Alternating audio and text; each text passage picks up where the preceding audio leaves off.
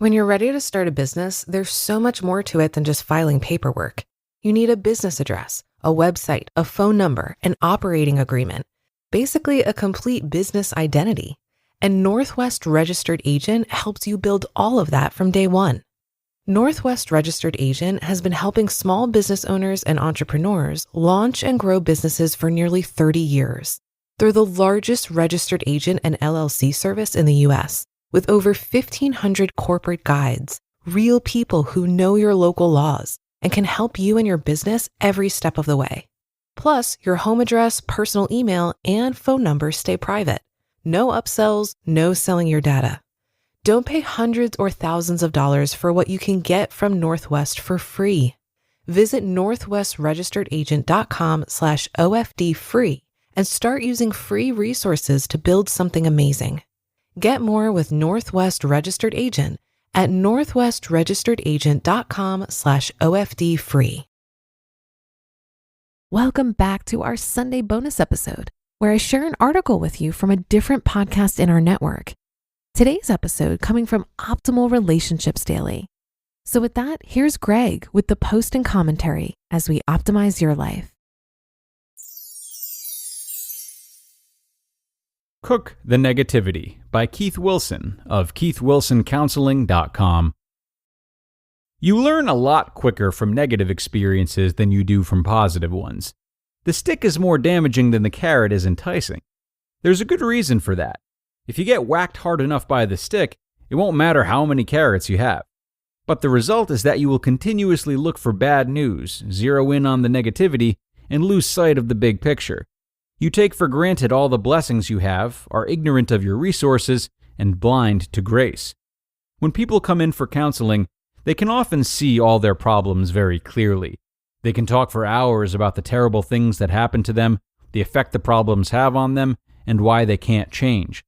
They make the same mistakes over and over again and believe that if only they could feel badly enough about themselves, they would do differently.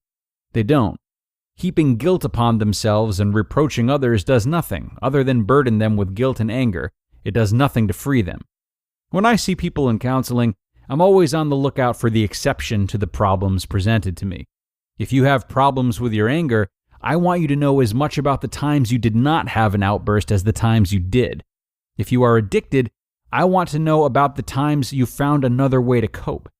If you're in for marriage counseling, I want to know when you get along. This is not just because I like to look on the sunny side of things or whistle in the dark or don't take your concerns seriously. I do this because I like to cook. If you're going to change and live a more hope-filled life, you will have to learn to cook too. It's easy. Just follow the steps. First, gather kindling. To cook, you need a fire. To start your fire, you're going to need kindling. Find some dry leaves, some twigs, a little bark. You don't need a big honking piece of wood to get your fire started. As a matter of fact, it's better if you don't try to ignite one directly. All you need is a small exception, a minor victory, something you might not notice. Notice the exceptions to the behavior you want to change. If you are usually depressed, notice the few times you manage to smile. If you're anxious, find when you are brave. Don't let these instances pass unnoticed. They'll all get your fire started. Ignite the kindling. The next step is to ignite the fire. You do this by calling your own attention to the exceptional occurrence. Focus on it a little bit. If you are depressed, be more mindful of that smile. If you are anxious, don't let your bravery fade into the background. Add fuel. Now, add fuel to the fire. Sustain the positive experience a few seconds longer. Cherish it in your mind. Let the experience be as intense as possible. Make it a multimedia experience. If you've smiled, then laugh. If you stood up for someone, then actually stand up, put out your chest, and strengthen your spine. Look for what is new in this experience. Does a feeling of relief follow closely behind? Are you relaxed? Is your heart beating slower? Let the experience, no matter how minor it might be, matter. Call it the first step, a new beginning. Feel the warmth. Next, put out your hands and feel the warmth of the fire you built. Absorb the experience. Let it sink in. This will prime and sensitize your neural networks. It will create an actual change in the brain. The pathways of delight will be easier to find. The road to responsibility will be clearly mapped. There, you've built the fire and are enjoying it. It's already making a change in your life. It's warming you up, giving you cheer, signaling help, frightening the wild animals away. You could stop there, and it would be complete. But you don't have to stop. You can use your fire to cook. Cook. When you cook something, you are generally taking something that is not very good, something unpalatable, tasteless, and indigestible, and turning it into something that sustains life and tastes great. It's magical if you think about it. So, you have some negativity in your life, a disappointment, a betrayal, a despair. Take it and apply it to the fire you built. Hold both the positive and the negative together in your mind. The positive will begin to associate with the negative, and if you've built up your fire enough, will begin to overwhelm the negative. The positive will start to soothe, reduce, and replace the negativity. Here's an example.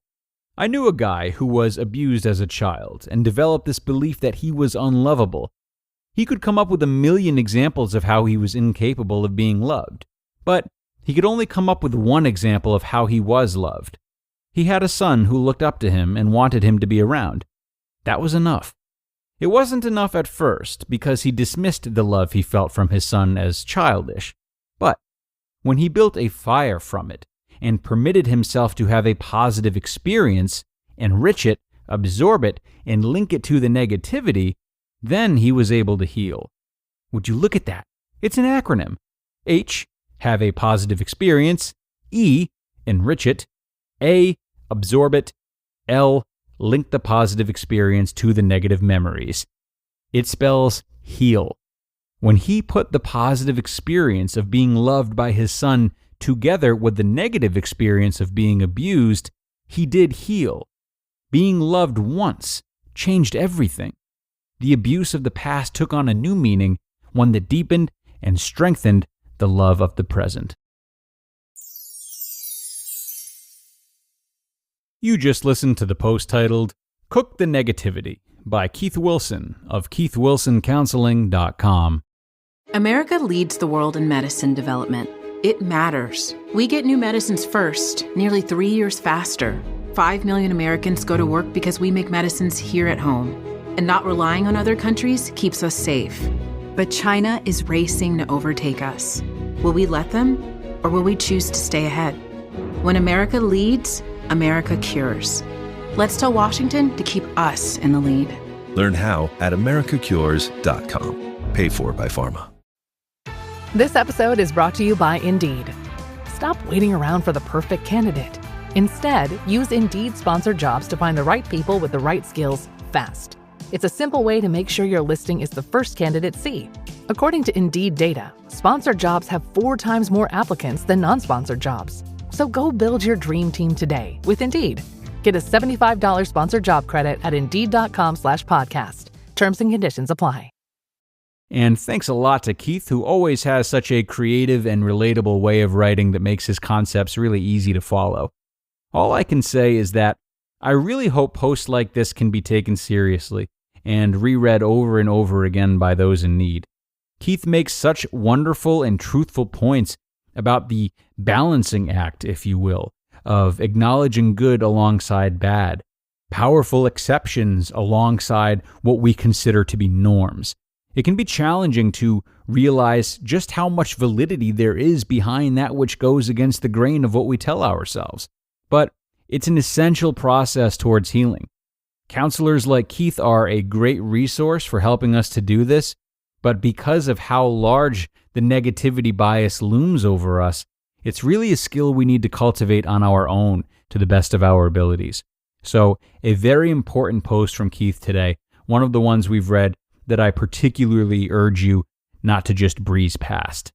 And on that note, it is time to say goodbye for today. Go put Keith's words to practice in your own life and stretch your ideas of what you are capable of.